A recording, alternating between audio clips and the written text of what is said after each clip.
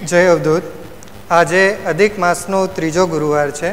અધિક માસમાં દાન ધર્મનું અનોખું મહાત્મ્ય છે, માટે જ શાસ્ત્રોમાં કહેવામાં આવ્યું છે અધિક માસે અધિક ફલમ। હજુ દાન ધર્મ કરવા માટે એક અઠવાડિયું છે તો અન્ન ક્ષેત્ર, ભંડારા, ગૌશાળા તેમજ સમાધિ મંદિર માટે આપ દિલ ખોલીને દાન આપી શકો છો। પૂજ્યશ્રીએ પણ પોતાની વિચાર ગંગામાં આપણને સમજાવ્યું છે કે દાન પણ એક પ્રકારની સેવા જ છે। તો નવનાથ ધામમાં દરેકે પોતાની ફરજ સમજીને અવશ્ય યોગદાન આપવું। હાલમાં કોરોના મહામારી ચાલી રહી છે, એને કારણે શ્રદ્ધામય પુરુષાર્થ પીડીએફ સ્વરૂપે પ્રસિદ્ધ થાય છે। જો કોઈ કારણસર આપને પીડીએફ ન મળી હોય તો અમારો સંપર્ક સાધી શકો છો। બીજી એક ખાસ જાહેરાત, શરદ પૂર્ણિમા નિમિત્તે ઘારીનું વિતરણ થનાર છે, તો વહેલી તકે ઘારીનો ઓર્ડરનું રજિસ્ટ્રેશન આપે કરી દેવાનું રહેશે। સત્સંગ મંડળના આગેવાનો પોતાના મંડળના સભ્યોનું લિસ્ટ આપીને પણ ઓર્ડર નોંધાવી શકે છે અને અહીંથી તે મુજબ ઘારી લઈ જઈ શકે છે। આ શુદ્ધ અને સાત્વિક ઘારીનું શુલ્ક 1 કિલોના 500 રૂપિયા છે, તો વહેલી તકે પોતાનો ઓર્ડર નોંધાવી દેશો। શરદ પૂર્ણિમાનો કાર્યક્રમ હાલ નિશ્ચિત નથી, પણ ઘારીનો લાભ આપ અવશ્ય લઈ શકશો। તો હવે પૂજ્યશ્રીને નમ્ર અરજ છે આજના પાવન દિને પોતાની દિવ્ય વિચાર ગંગા પ્રવાહિત કરે। જય અવધૂત।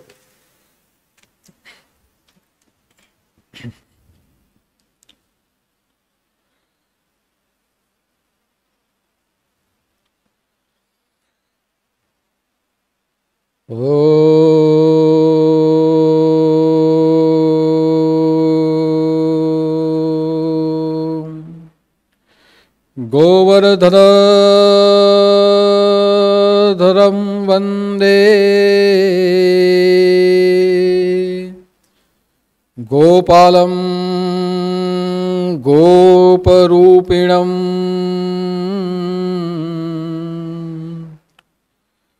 गोकुल उत्सवमिषं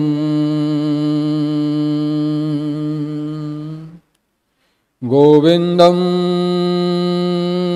गोपिका प्रियम्। ॐ कृष्ण प्राणमयी राधा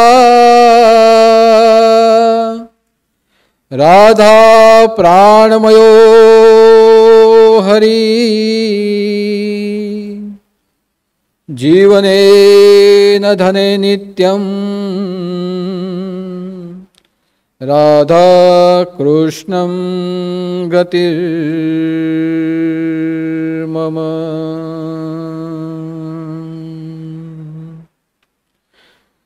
गोविंद बोलो हरि गोपाल बोलो गोविंद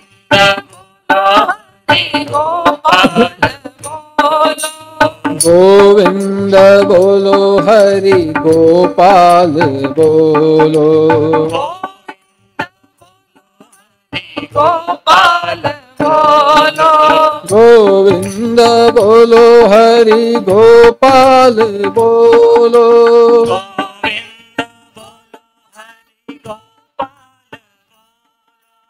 गोविंद बोलो हरि गोपाल बोलो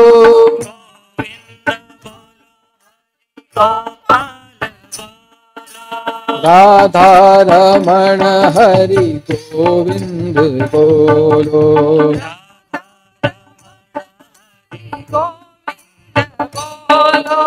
राधा रमण हरि गोविंद बोलो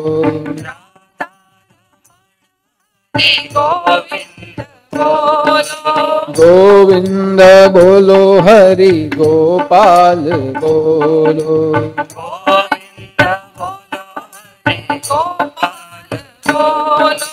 गोविंद बोलो हरि गोपाल बोलो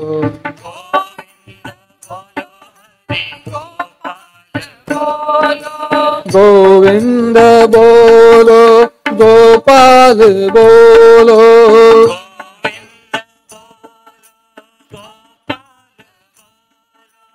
गोविंद बोलो गोपाल गोपाल बोलो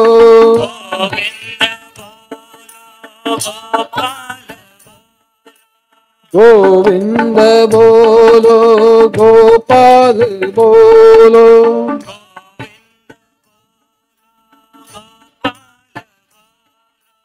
गोविंद बोलो हरि गोपाल बोलो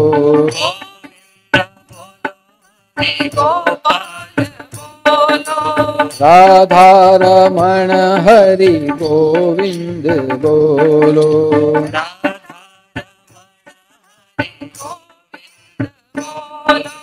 राधा रमण हरि गोविंद बोलो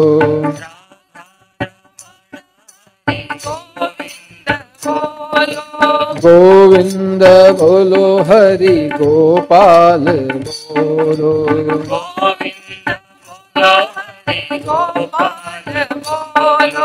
श्री कृष्ण गोविंद हरे मुरारी श्री कृष्ण गोविंद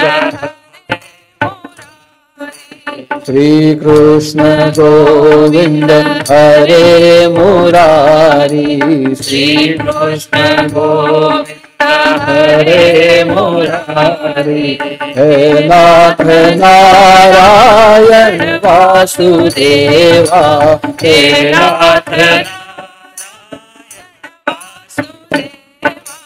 हे नाथ नारायण वासुदेवा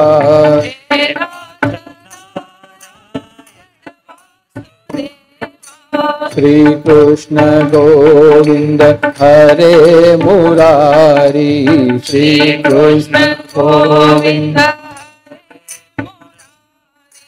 श्री कृष्ण गोविंद हरे मुरारी श्री कृष्ण हे नाथ नारायण वासुदेवा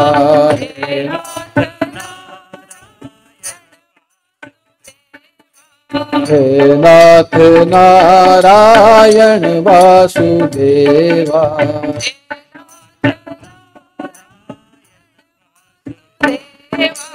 गोविंद बोलो हरि गोपाल बोलो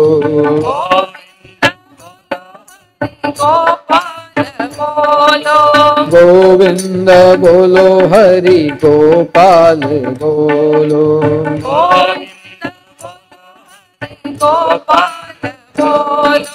गोविंद बोलो बोलो गोपाल बोलो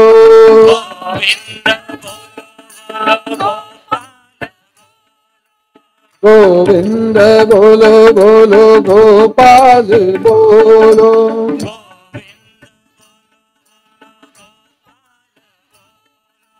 राधा रमण हरि गोविंद बोलो राधा रमण गोविंद बोलो राधा रमण हरि गोविंद बोलो राधा राधा रमण हरि गोविंद बोलो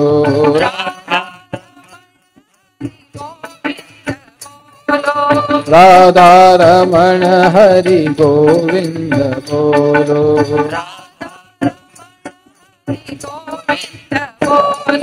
राधा रमण हरि गोविंद बोलो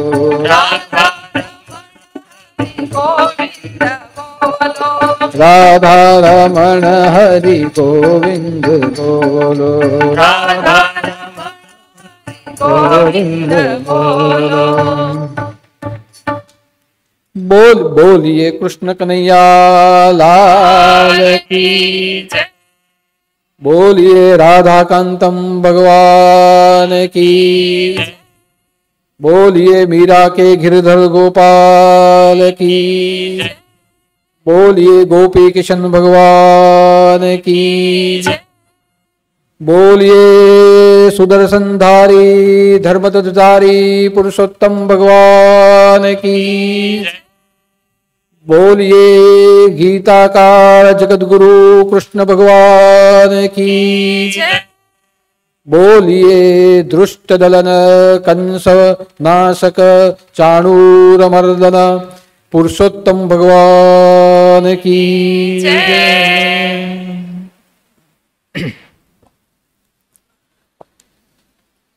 यहीं हम सबके हृदय में पूर्ण पुरुषोत्तम भगवान के स्वरूप में उपस्थित, मर्यादा पुरुषोत्तम भगवान के स्वरूप में उपस्थित शिव और शक्ति के तत्व स्वरूप में उपस्थित ऐसे सद्गुरु के चरणों में मेरे साष्टांग प्रणाम। एवं वर्तमान समय में हम परम पवित्र अधिक मास में जिष्ट इष्ट देवता और इष्ट देवी की आराधना कर रहे हैं। ऐसे भगवान राधा पुरुषोत्तम के चरणों में मेरे कोटि कोटि नमन। और जो भी नाथ भक्त या धर्म प्रेमी भाई बहन फेसबुक के माध्यम के द्वारा और यूट्यूब के माध्यम के द्वारा अपने घर में बैठे ही हर गुरुवार की विचार गंगा का श्रवण कर रहे हैं, हर गुरुवार के नवनाथ और सदगुरुदेव की मूर्ति का दर्शन कर रहे हैं, ऐसे सभी भक्तों को मेरा जय उदूत, जय जय मच्छिंद्र समर्थ और आदेश। पुरुषोत्तम मास पतितों को पावन करने वाला पवित्र मास है। शास्त्रों ने, धर्म ग्रंथों ने, हमारे मुनियों ने पुरुषोत्तम मास के महिमा के संदर्भ में विविध व्याख्याएं की है। पुरुषोत्तम मास के महिमा को बढ़ाते हुए पुरुषोत्तम मास को विविध नामों की उपाधियां भी दी है। और विविध नामों की जहां उपाधियां पुरुषोत्तम मास को प्राप्त हुई हो, अधिक मास को प्राप्त हुई हो, वहां यह निश्चित ही कहा जा सकता है कि अधिक मास में कर्म करने से, भजन भक्ति करने से, आचरण करने से जीवन में परमानंद प्राप्त होता है। इसलिए कहा जाता है कि अधिक मास हमारे जीवन के कर्म क्षेत्र को बढ़ाने वाला, हमारे जीवन के कर्तव्य और कर्म को विस्तार करने वाला पवित्र मास है। यह मास में ज्यादा से ज्यादा सत्कर्म करने के लिए हमें सूचना दी गई। ज्यादा से ज्यादा कर्तव्य भाव से सेवा करने के लिए अधिक मास की कथाओं के रूप में हमें प्रेरणा दी गई है। जीवन की प्रति क्षण, प्रति पड़ और विपड़ हम अपने शरीर से कर्म करें, परंतु वो कर्म कैसे हो? तो वह कर्म कर्तव्य भाव से हो। कर्तव्य भाव से किए जाने वाले कर्म कैसे हो? तो वह कर्म सेवा भाव से हो। सेवा भाव से किए जाने वाले कर्म कैसे हो? तो वह कर्म स्वयंभू सत्कर्म हो। और जहां स्वयंभू हमारे कर्म सत्कर्म हो जाते हैं, वहां वह कर्म के रूप में जो हमें फल प्राप्त होता है, वह कर्म का प्रतिफल पूर्ण रूप से पुण्य के रूप में हो। ऐसी प्रेरणा अधिक मास के 30 दिनों की 30 कथाओं में वर्णित की गई है। साथ साथ कहा गया है कि अधिक मास पुण्यवर्धक मास है, जिस मास में हम पुण्य प्राप्त कर सकते हैं, चाहे हमारे पाप का प्रक्षालन हो और जो भी कुछ संचित बचे वो हमारा पुण्य, यानी पुण्य फल की वृद्धि करने वाला मास और अधिक से अधिक वृद्धि करने वाला मास अधिक मास है। और इसलिए अधिक मास में नित्य नियम से स्नान, ध्यान, दान, कर्म, जप, तप आदि आचरणों का महत्व बताया गया है। स्नान करने से, दान करने से, ध्यान करने से, जप करने से हमें आंतर और बाह्य हमारी शुद्धि हो जाती है। और जब आंतर और बाह्य हमारी जब शुद्धि होती है, तब हमारे अंदर जितने भी विकार है वह विकार पश्चाताप के द्वारा धुल जाते हैं। और पश्चाताप के द्वारा जब हमारे अंदर के विकार को हम धो दे, तब जाके हम परमात्मा की प्राप्ति के लिए, पुण्य की प्राप्ति के लिए हम अधिकारी बन सकते हैं। यानी अधिक मास अधिक से अधिक पुण्य देने वाला मास तो है, लेकिन पुण्य प्राप्ति के लिए हमें अधिकारी बनाने वाला मास वो भी अधिक मास है। यानी हमें पुण्य तो मिले, लेकिन पुण्य को धारण कर सके, पुण्य को ग्रहण कर सके, वैसी अगर हमारी पात्रता न हो तो हमारा पुण्य भी क्षीण हो जाता है। आपने देखा होगा कि कई व्यक्तियों के पास बहुत धन है, कई व्यक्तियों के पास विपुल प्रमाण में साधन है, कई व्यक्तियों के पास बहुमूल्य ज्ञान है, लेकिन धन हो, ज्ञान हो, साधन होने के बाद भी वो ऐसे अधिकारी नहीं बने कि उनके पास जो है उसका वो सदुपयोग कर सके। यानी आपके पास सब कुछ हो, पुण्य प्राप्त हो भी जाए, लेकिन पुण्य को खर्च करने का जब तक आपके पास अधिकार नहीं है, या पुण्य को खर्च करने की पात्रता जब तक आपके पास नहीं है, तब तक पुण्य धारण करने के बाद भी आपका पुण्य क्षीण हो जाता है। और इसलिए कहा जाता है कि हमारे जीवन में जो कुछ हमें उपलब्ध हो उसको संग्रह नहीं करना चाहिए, हमें जो कुछ हमें उपलब्धि हो उसका सदुपयोग करना चाहिए। और उसके सदुपयोग के रूप में मैंने अंतिम गुरुवार को बातें की थी कि धन प्राप्ति हो तो उसका सदुपयोग दान में होना चाहिए, अपने परिवार के धन के लिए भोग में शायद होना चाहिए, लेकिन उसका उपयोग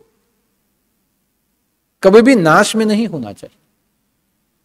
यानी धन होने के बाद भी जो उसका उपयोग, उसका खर्च नाश में कर देता है, उसका पुण्य क्षीण हो जाता है। और इसलिए अधिक मास अधिक पुण्य तो देता है, लेकिन स्नान, दान, ध्यान, जप, तप आदि सदाचरण करवाते हुए आए हुए पुण्य का उपयोग हमें कैसे करना है, ऐसा अधिकारी भी हमें बनाता है। तो अधिक मास अधिकारी बनाने का मास है। अधिक मास में हमारे विचार जो मलिन है वो शुद्ध हो जाने चाहिए। अधिक मास में हमारे वाणी और वर्तन में जो कड़वाहट है उसमें मीठापन आ जाना चाहिए। और अधिक मास में हम हमारे शरीर से जो भी पाप करते हैं वो पाप कर्म न करते हुए हमारे शरीर से हमें पुण्य कर्म करने चाहिए, यानी मन से, तन से और वाचा से जो हमें पवित्र कर दे, जो हमें शुद्ध कर दे, जो हमारे जीवन में परिवर्तन ला दे, ऐसा श्रेष्ठ मास अधिक मास को माना गया है। और इसलिए हर 2 साल के बाद, 2.5 साल में, 3 साल में एक बार अधिक मास का आगमन होता है। बाकी के सभी महीने 12 माह आते हैं, लेकिन अधिक मास 24 मास के पश्चात एक अधिक मास के रूप में, पुरुषोत्तम मास के रूप में, राधा पुरुषोत्तम मास के रूप में, मल मास के रूप में या पुण्यवर्धक मास के रूप में हमारे पंचांग में, हमारे जीवन में उसका आगमन होता है। इसलिए जब जब अधिक मास आए तो हमें उसका सदुपयोग करना चाहिए, हमें अधिकारी बनना चाहिए, हमें जीवन में पुण्य कमा लेना चाहिए। और अधिक मास जब आए उसमें सबसे महत्व की बात कि अधिक मास में हमें अपने जीवन को, अपने अंतःकरण को पवित्र बना लेना चाहिए। आज आप सोचिए, जीवन में सबसे ज्यादा अगर किसी सद्गुण का महत्व है, किसी आचरण का महत्व है, तो वह पवित्रता का है। अगर हमारे जीवन में हम मन से पवित्र न हो पाए, हम तन से पवित्र न हो पाए, हम विचारों से पवित्र न हो पाए, तो सोचिए कि हमें जो मनुष्य योनि मिली है, जो मनुष्य जन्म मिला है, जो मानव देह मिला है, वह देह पिशाचों के समान है। इसीलिए जीवन में अधिक मास में हमें ज्यादा से ज्यादा पवित्र हो जाना चाहिए कि जिससे हम हमारे जीवन में, दूसरों के जीवन में भी पवित्रता ला सके। और इसलिए अधिक मास में पतित भी पावन हो जाते हैं। आज आप देखिए कि जीवन में पवित्रता कितने महत्व की है। हम कई बार बोलते हैं कि हमें नहाना चाहिए, हमें धोना चाहिए, हमारे शरीर को साफ करना चाहिए, कपड़े अच्छे पहनने चाहिए, लेकिन शरीर को ही साफ करके मनुष्य जन्म सार्थक नहीं हो सकता।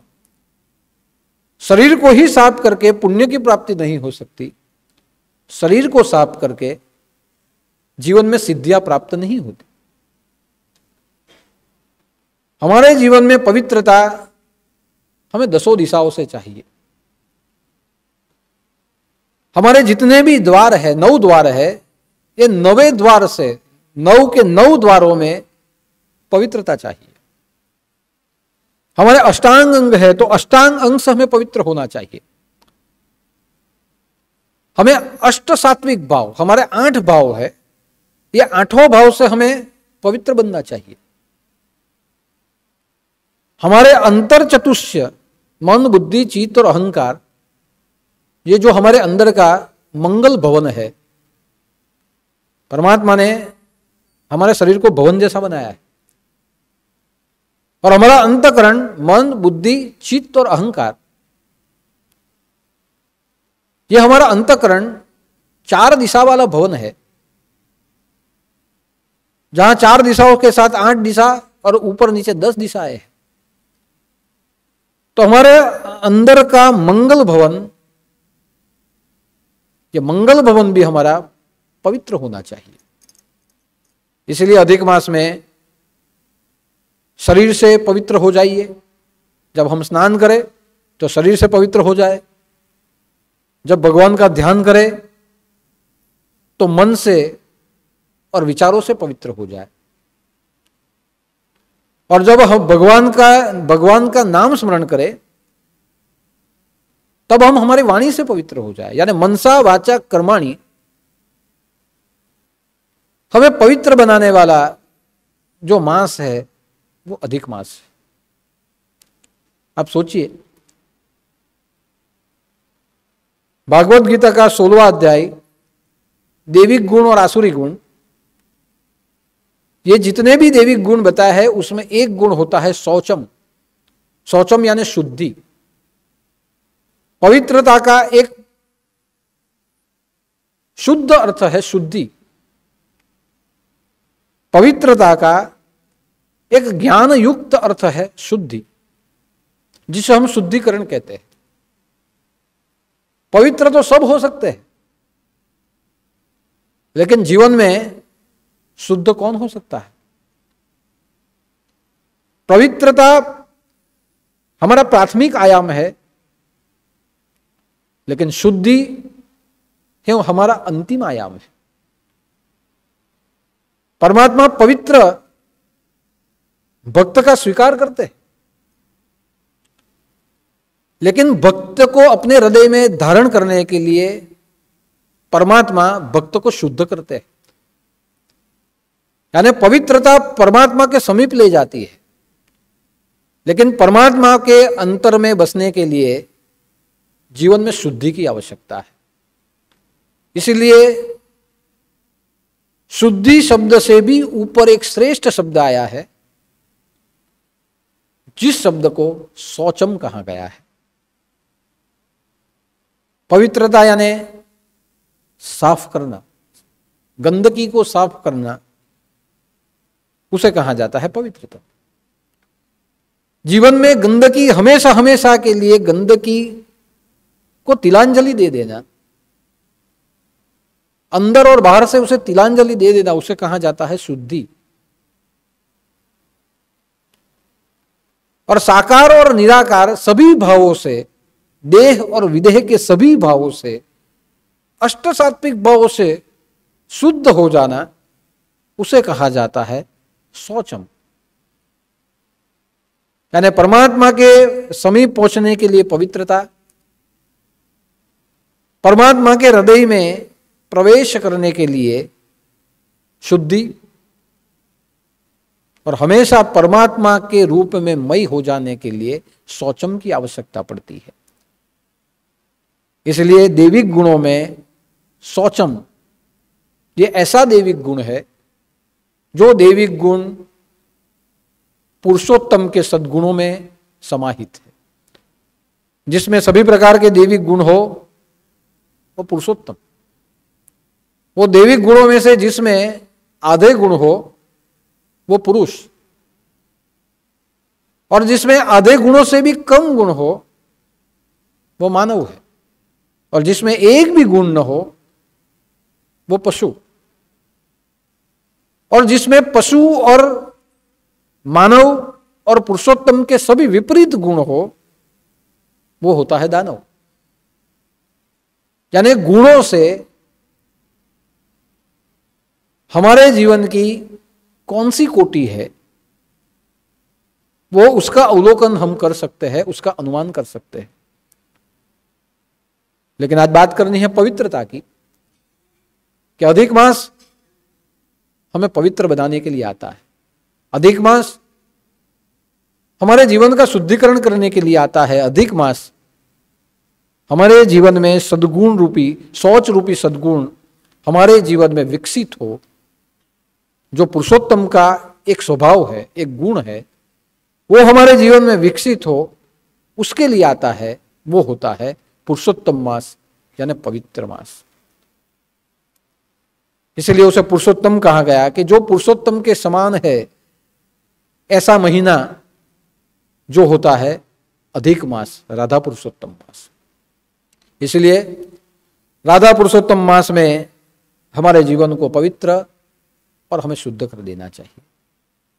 आप सोचिए कि पवित्रता कितने प्रकार की होती। पवित्रता हमारे जीवन में 3 प्रकार की होती है। एक पवित्रता को कहा जाता है गंदगी की सफाई करना। बाहिक रूप से, दृश्यमान रूप से जिस गंदगी को हम देख सके उसकी सफाई करना, उसे कहा जाता है पवित्रता। आपके आंगन में कुछ कचरा पड़ा हो और झाड़ू से लाके आप उसे साफ कर दो, तो वो होती है पवित्रता। कि गंदगी को साफ कर देना, उसे कहा जाता है पवित्रता। तो उसका अर्थ ये हुआ, गंदगी साफ होनी चाहिए। आपके आंगन में कचरा पड़ा हो, आपके घर में कचरा पड़ा हो, आपके शरीर के ऊपर मैल हो, कई दिनों से आप नहाए ना हो, कई दिनों से आपने मुंह साफ न किया हो, तो उसे कहा जाता है गंदगी साफ करना। और उसके लिए हम क्या करते हैं?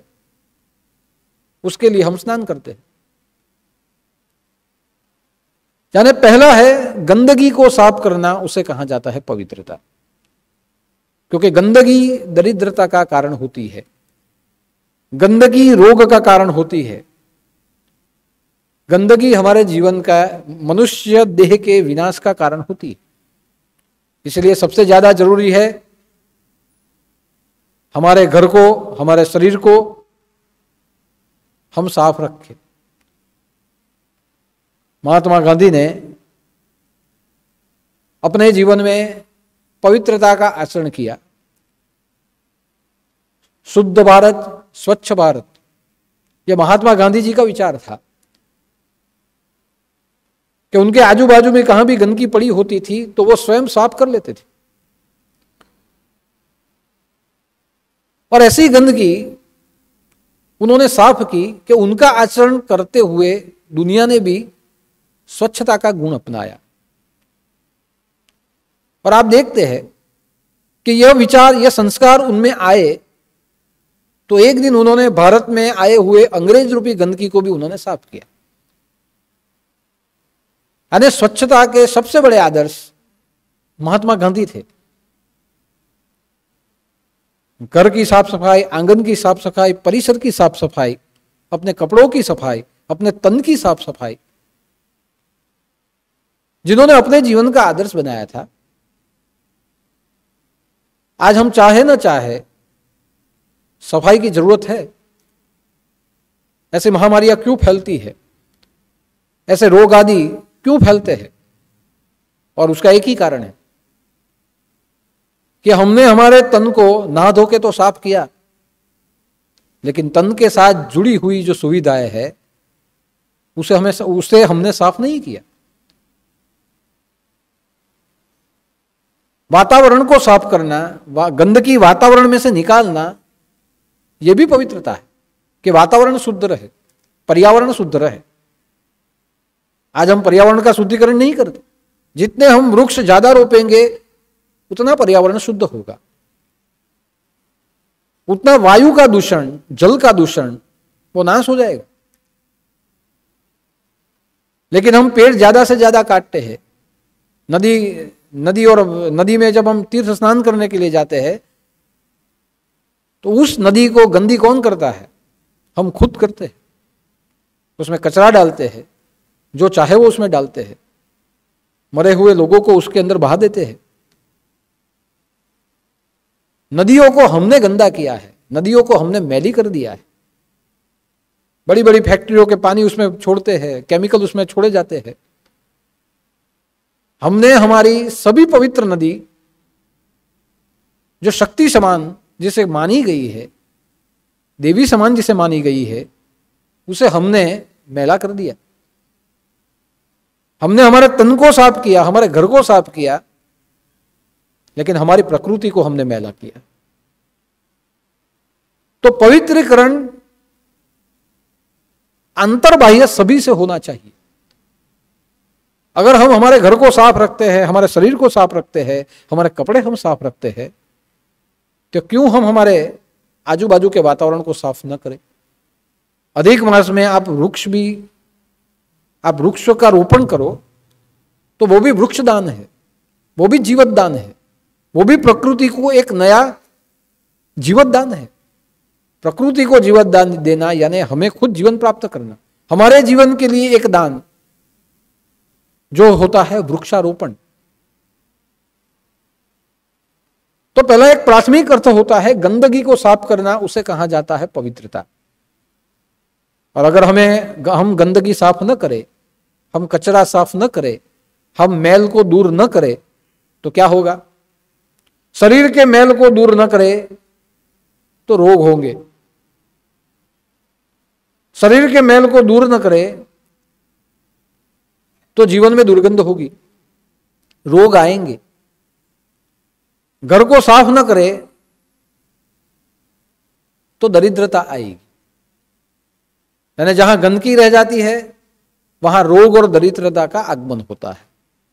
आज हम कहते हैं कि ऐसा क्या हुआ कि जीवन में दरिद्रता आ गई। पैसे खत्म हो जाना यह दरिद्रता नहीं है। दरिद्रता का अर्थ होता है सुविचारों से समाप्त हो जाना, विकृतियों से भर जाना। जीवन में जो हम सद्मार्ग के ऊपर जाते हैं उसमें से कुमार्ग के ऊपर चले जाना, जीवन में व्यसनों का स्वीकार कर लेना, जीवन में गलत व्यक्तियों से संग कर लेना, उसका एक नाम होता है दरिद्रता। जिसके द्वारा आपके जीवन में धन की समाप्ति हो जाती है, शांति रूपी धन की समाप्ति हो जाती है, संतोष रूपी धन की समाप्ति हो जाती है, घर की समृद्धियां नाश हो जाती है उसके पीछे। यानी दरिद्रता का अर्थ होता है विचारों से समाप्त हो जाना, संस्कारों से समाप्त हो जाना। यानी जहां जीवन में हम गंदगी साफ न करें वहां दो ही आ सकता है, दरिद्रता और रोग। लेकिन हम ज्यादा से ज्यादा हमारे शरीर की शुद्धि का तो हम विचार करते हैं, तो शरीर की शुद्धि के साथ साथ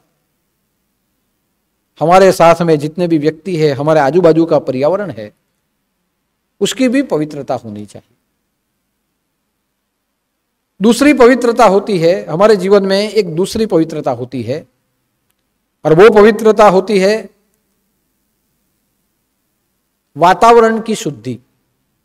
अब वातावरण की शुद्धि का अर्थ क्या हुआ कि वातावरण की पवित्रता, वातावरण में जो गंदगी है उसे साफ कर देना, उसे कहा जाता है पवित्रता। कचरे को साफ करना यह भी पवित्रता, मैल को साफ करना पवित्रता, वातावरण को साफ करना, हमारे आजू बाजू के वातावरण को शुद्ध करना, उसे कहा जाता है पवित्रता। अब देखिए, वातावरण को शुद्ध करने का अर्थ होता है ऐसे व्यक्तियों के बीच में रहना जो व्यक्ति संस्कार और सद्गुणों से भरे हो, जो व्यक्ति धार्मिक विचारों से भरे हो, जो व्यक्ति सज्जन हो, जो व्यक्ति संयमी हो, ऐसे व्यक्तियों के साथ रहना और ऐसे व्यक्तियों को छोड़ना कि जो व्यक्ति व्यसनी हो, जो व्यक्ति दुराचार का अनुसरण करते हो, जो व्यक्ति हमेशा कलह और कंकास करते हो, जिनके साथ में रहने से हमारे जीवन को हानि हो जाए, ऐसे व्यक्तियों से दूर रहना, उसका अर्थ होता है वातावरण की शुद्धि। आप देखिए, हम जहां रहते हैं वहां कौन कौन कैसे कैसे लोग आके हमारे आजू बाजू में बसते हैं हमें पता नहीं। अलग विचार के, खराब विचार के लोग, खराब संस्कृति के लोग, खराब खाने पीने वाले लोग अगर हमारे आजू बाजू में आके बसेंगे तो स्वाभाविक है कि वातावरण में प्रदूषण होगा, संस्कारों में प्रदूषण होगा, हमारे परिवार में भी वह प्रदूषण फैलेगा। और इसलिए आपने देखा होगा कि पहले के समय में साधु संत जंगल में जाके बसते थे, जहां एकांत हो, जहां बस्ती न हो। साधु संत अपना आश्रम बना लेते थे कि उस आश्रम में कोई कलह कंकास वाला न हो, कोई खराब विचार वाला न हो, कोई प्रपंच से भरा हुआ न हो। ऐसे लोगों को ही आश्रम में रखा जाता था, क्योंकि कभी कभी विचारों के प्रदूषण भी हमारे जीवन को प्रभावित करते हैं। आपने देखा होगा कि आप घर में जब एकांत में हो बहुत अच्छे विचार करते हो, लेकिन जैसी आपकी संगत हो वैसे उस जगह पे आप जाके बैठ जाओ तो आपके विचार भी उस समय पे ऐसे हो जाते हैं। आप ट्रेन में मुसाफरी करो तो विविध प्रकार के लोग आपके आजू बाजू में आके बैठते हैं। कोई क्या बात करता है, कोई क्या कहता है, कोई क्या सुनता है, कोई क्या खाता है, कोई क्या पीता है। उतने समय हमारे अंदर में आने वाले विचार वो रुक जाते हैं और उनके जो विचार है हमारे में डाइवर्ट होते हैं, हम भी ऐसा सोचते हैं। लेकिन जब हम ट्रेन से उतर जाए और हम घर में आ जाए तो हमारे विचार बदल जाते। तो उसका अर्थ ये हुआ कि वातावरण की शुद्धि, ऐसी ही जगह रहना चाहिए, ऐसी जगह बैठना चाहिए, ऐसी जगह व्यवहार रखना चाहिए जहां अधार्मिक व्यक्तित्व न हो। अधार्मिक व्यक्तित्व से दूर हो जाना यह वातावरण की शुद्धि है। कई लोग घर लेते हैं तो उसके पहले पूछते हैं कि हमने ऐसे ऐसे घर देखा है, इस एरिया में हम जाना चाहते हैं जहां अच्छे लोग रहते हैं, पर ऐसा सोचते हुए किसी अच्छे जगह में रहते हैं। ये क्यों रहा जाता है? क्योंकि वातावरण में जो लोग बसते हैं उनके विचार अगर दूषित हो तो आपके विचारों को भी वो दूषित करते हैं। इसलिए वातावरण की शुद्धि ये भी एक पवित्रता है। और तीसरी पवित्रता होती है जिस आत्माओं की मुक्ति न हुई हो, जो आत्मा तृप्त न हो, मरने के बाद भी जो भटक रहे हो, या जीवन है फिर भी जो भटक रहे हो, ऐसे व्यक्तियों से दूर हो जाना, भटकते हुए व्यक्तियों से दूर रहना, उसे कहा गया है पवित्रता। आप देखिए कई लोग हमारे जीवन में लोभी होते हैं, जिसके अगर संग में आ गए तो हमें प्रत्येक प्रकार के लोभ लग सकते हैं। कई लोग भोगविलासी होते हैं, जिसके संग में आ गए तो हम भी भोगविलासी बन जाते हैं। वो जैसा करते हैं वैसा हम आचरण करते हैं। कई लोग हिंसक होते हैं। ऐसे लोगों के संग में जहां हम बैठ गए वैसे हमारी प्रवृत्तियां भी, अब हमारी वृत्तियां भी हिंसक हो जाती है। आज आप देखिए कितने देश दुनिया में ऐसे हैं जहां वातावरण हिंसा का है। टीवी चैनलों पे आप समाचार देखते हैं तो छोटे छोटे बच्चे भी बंदूक लेके गोलियां छोड़ते हैं। हम सोचते हैं कि इतने छोटे बच्चे के हाथ में बंदूक कैसे आई? तो वहां की संस्कृति वो बन गई है। हिंसक लोगों के बीच में रहना, दानवी प्रकृति के लोगों के बीच में रहना, उनके साथ घूमना, जिससे हमारी वृत्ति और प्रवृत्ति अधार्मिक हो जाती है।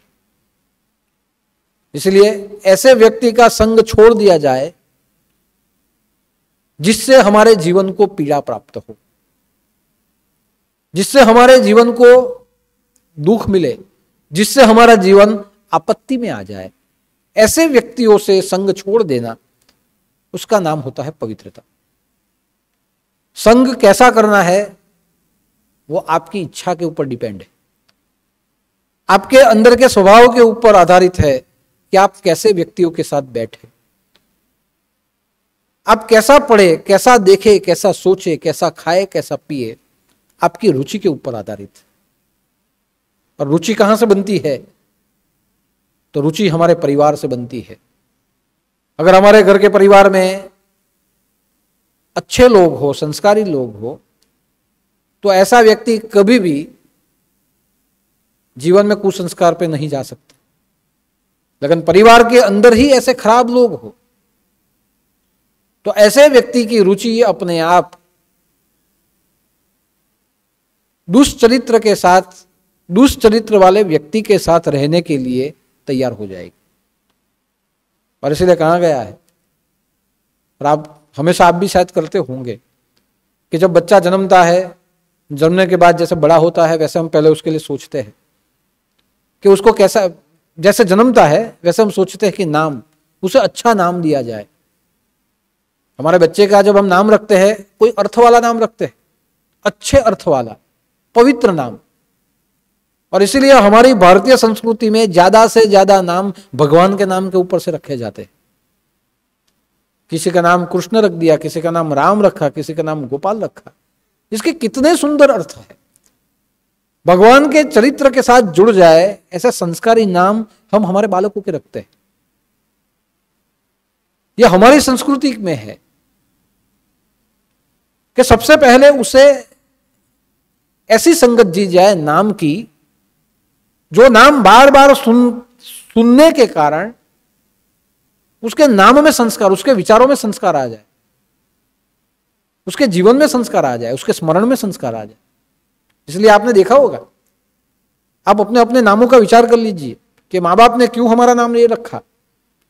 सभी नाम जो है उसके बहुत अच्छे अच्छे अर्थ होते हैं। अच्छे अर्थ वाला नाम रखा जाता है। राम रखा जाता है, रावण किसी का नाम नहीं रखा जाता। कृष्ण नाम रखा जाता है, कंस नहीं रखा जाता। क्यों कंस नहीं रखते? क्यों रावण नाम नहीं रखा जाता? उसका एक ही अर्थ है, उनके चरित्र, उनके संस्कार जैसा संस्कार, उनका ऐसा नाम अगर हमारे बालक के साथ जुड़ जाए तो हमारा बालक वैसा बनेगा।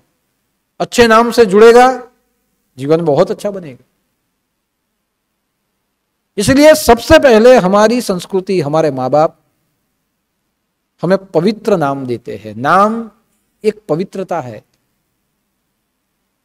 कई लोग मेरे पास से भी नाम रखवा के जाते हैं कि दादा हमारे घर में सुपुत्र या सुपुत्री का जन्म हुआ है, उसका नाम आप रखिए। और मैं सबको कहता हूं, मैं क्यों रखूं, आपके बालक है, आप रखिए।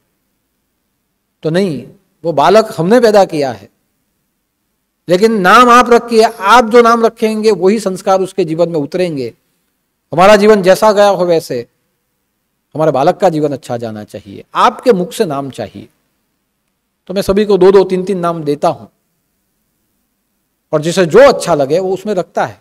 और जब मैं नाम देता हूं तो उसके पीछे उसके अर्थ भी लिखता हूं। और ज्यादातर नाम मैं मेरी अंदर की आई हुई प्रेरणा से रखता हूं।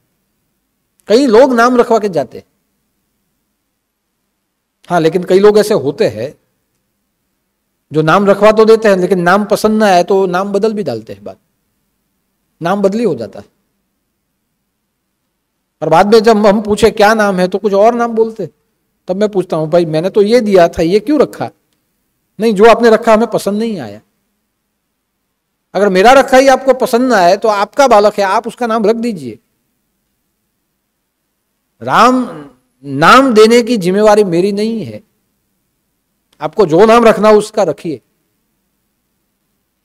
मेरी जवाबदारी, जब वो मेरे पास आए तो उसे संस्कार देने की जवाबदारी मेरी है। लेकिन एक बार आपने नाम रखाया है तो उसका आदर होना ही चाहिए। ये कोई बाजार की वस्तु नहीं है कि एक पसंद आई छोड़ दी, दूसरी पसंद आई ले ली। अगर मुझसे ही अच्छा आप रख सकते हो तो पूछो मत, लेकिन इतना ध्यान रखना, जो नामकरण गुरु के मुख से होता है उसका प्रभाव अधिक से अधिक जीवन में हो जाता है। राशियों से नाम रखे और गुरु के मुख से अगर आप नाम रखवाओ तो राशियों का प्रभाव भी समाप्त होता है। जहां गुरु नाम रख ले वहां वो गुरुमुखी हो जाता है। हाँ, लेकिन आप आपकी पसंदगी से बदलोगे और बाद में उसके जीवन में कुछ प्रभाव होंगे तो उसके लिए जवाबदार आप है। लेकिन बात मैं करता हूं नाम की पवित्रता, कि हमारी संस्कृति अच्छे से अच्छे नाम देने की एक संस्कृति है कि उसके कान में ऐसा नाम रख दिया जाए कि नाम की पवित्रता उसके जीवन को पवित्र कर दे, उसके जीवन को आंतर और बाह्य उसे शुद्ध कर दे। लेकिन धीरे धीरे धीरे जैसे जमाना बदलता जा रहा है, उसमें आप देख सकते हो कि हमारे घरों में जो बालकों के नाम रखे जाते हैं वो पाश्चात्य संस्कृति के नाम आ जाते हैं। दो दो अक्षर के नाम रखने में ऐसे नाम बिगाड़ देते हैं कि कल उठ के बच्चा पूछता है मेरे नाम का अर्थ क्या, माँ बाप के पास उसका कोई जवाब नहीं। मैंने बहुत आगे एक बार बोला था कि कृष्ण नाम रखो तो बहुत अच्छा है, लेकिन एक पिक्चर आ गया क्रिश, बच्चे का नाम क्रिश कर दिया। क्रिश का अर्थ क्या है? जब पूछें कि पता नहीं, पिक्चर आया था तो रख लिया। वो भी ऐसा ही होगा बाद में। यानी दो दो नाम रखने के लोभ में नाम का अर्थ ही बदल जाता है। ऐसे कई नाम है, तो नाम ऐसा रखा जाए जो पवित्र से पवित्र हो, कि बालक जब नाम सुने तो उसे उसका चरित्र याद आए। नाम के प्रभाव से, नाम के अर्थ के प्रभाव से उसका जीवन पवित्र बनने लगे, ऐसा जीवन बने। इसीलिए हमारी संस्कृति पहले नाम रखती है, बाद में जैसे बालक बड़ा हो जाए वैसे माँ बाप सोचते हैं उसे कौन सी स्कूल में रखेंगे। उसे ऐसी ही जगह स्कूल में रखेंगे जहां अच्छे लोगों के लड़के पढ़ते हो, जहां अच्छा शिक्षण प्राप्त होता हो, जहां अच्छा पढ़ाया जाता हो, जहां अच्छे शिक्षक हो, उस स्कूल का रिजल्ट अच्छा हो, जहां साफ सफाई के ऊपर ध्यान दिया जाए, सर्वांग विकास के ऊपर जहां ध्यान दिया जाए। हम ऐसी ही स्कूल ढूंढते हैं, बोले ज्यादा पैसा जाए, अच्छी जगह पे एडमिशन लेते हैं, बच्चा अच्छा पढ़ेगा।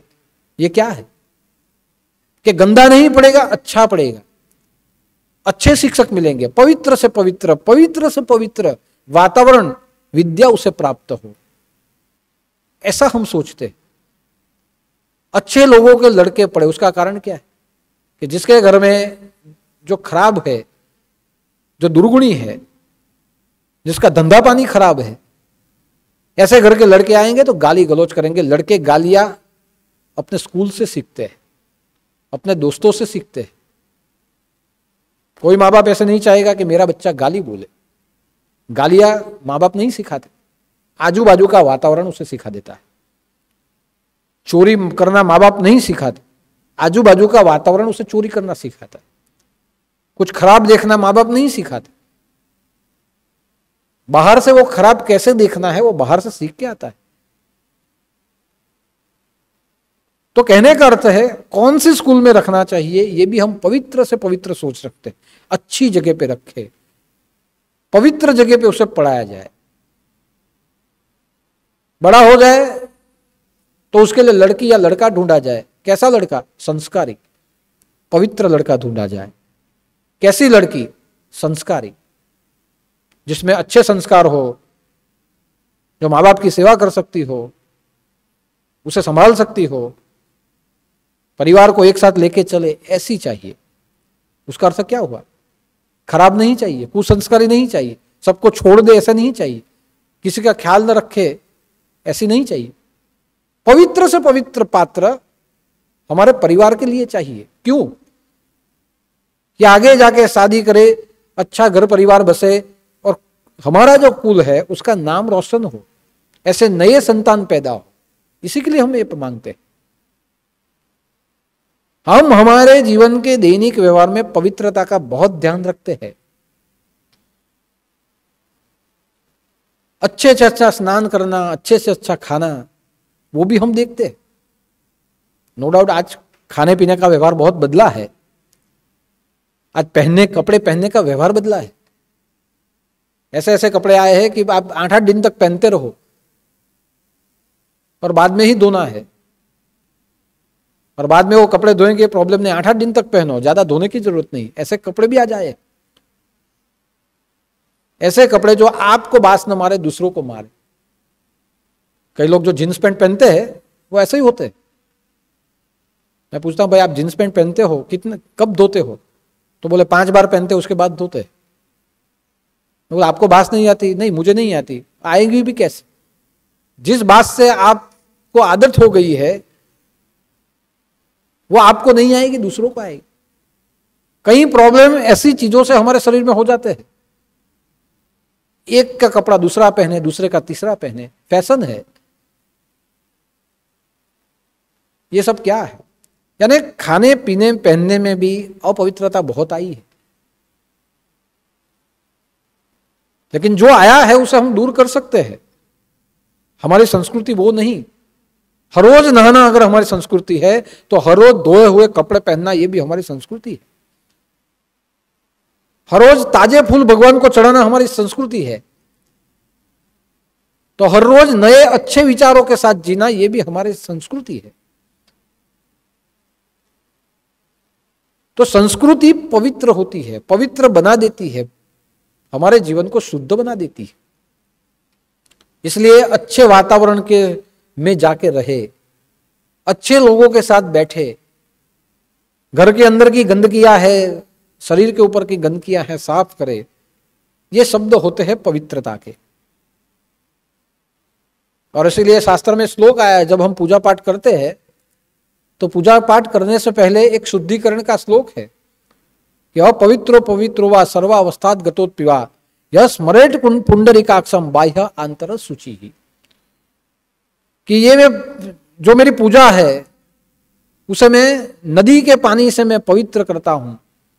अपवित्रम पवित्रो वा सर्वावस्थात गतोत्पिवा, इसे मैं पवित्र करता हूं। ये पानी को पीते हुए मैं अंदर और बाहर, अंतर बाह्य शुचि, अंदर और बाहर पवित्र होता हूं। मेरी पूजा की सामग्रियों को मैं पवित्र करता हूं, मेरे वातावरण को मैं पवित्र करता हूं। पवित्र वातावरण से, पवित्र शरीर से, पवित्र भावना से, अंदर और बाहर से मैं शुद्ध होकर आपकी पूजा करता हूं। यह स्मरेत पुंडरीकाक्षम, कि बाहर की पवित्रता तो मैं पानी डाल के कर दूं, अंदर की पवित्रता में कौन पानी डालेगा? कौन सा ऐसा साबु है जो अंदर का मैल साफ कर देगा? तो यह स्मरेट पुंडरीकाक्षम, के अंदर पानी नहीं डाला जाता, साबुन नहीं है, अंदर की शुद्धि उसके स्मरण से मैं करता हूं। यह स्मरेट पुंडरीकाक्षम, कि हे भगवान विष्णु, मैं तेरा अंतकरण से स्मरण करता हूं, तेरे स्मरण से मेरा अंतर शुद्ध हो जाए और नदी के जल से मेरा शरीर शुद्ध हो जाए। नदी का जल मैं आजू बाजू सामग्रियों के ऊपर डालूं तो मेरी सामग्री पवित्र हो जाए, मैं पवित्र बन के तेरी पूजा करता हूं। यह श्लोक हमारे दैनिक पूजा में है। जब तक ये श्लोक बोले नहीं तब तक हम पूजा नहीं करते। हमारी हर एक पूजा ये श्लोक बोलने के बाद, पवित्रीकरण अंदर और बाहर होने के बाद ही की जाती है। तो देखिए कि कितना सुंदर उपाय बताया है कि बाहर पवित्र करने के लिए पानी है, अंदर स्मरण है। प्रति मिनट आप भगवान का स्मरण करो तो मन शुद्ध होता है।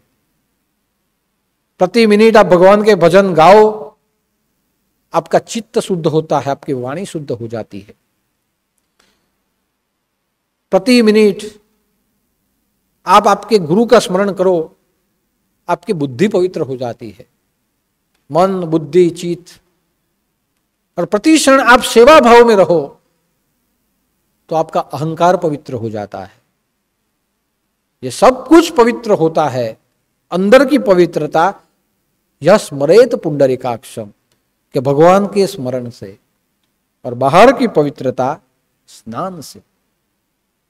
अपसर्पंतु ते ये भूता, ये भूता भूमि संस्थिता, ये भूता विघ्न गच्छन्तु शिवाग्ना, अपक्रामंतु भूतानि पिशाचे सर्वतो दिशम सर्वेसारम्भ विरोधेन पूजा कर्म समारंभे। कि दिशाओं को भी पवित्र कर दिया जाता है कि आजू बाजू से अगर कोई अपवित्र अवरोध हमारी पूजा में आ जाए, कोई गलत विचार वाला व्यक्ति उसके गलत विचारों को हमारी पूजा में बाधक रूप में छोड़ दे, तो मैं दिशाओं को भी पवित्र कर देता हूं, दिशाओं में भी बंधन करता हूं, दिशाओं को पवित्र करता हूं कि कोई भी दिशाओं से अपवित्र विचार हमारे पास न आए।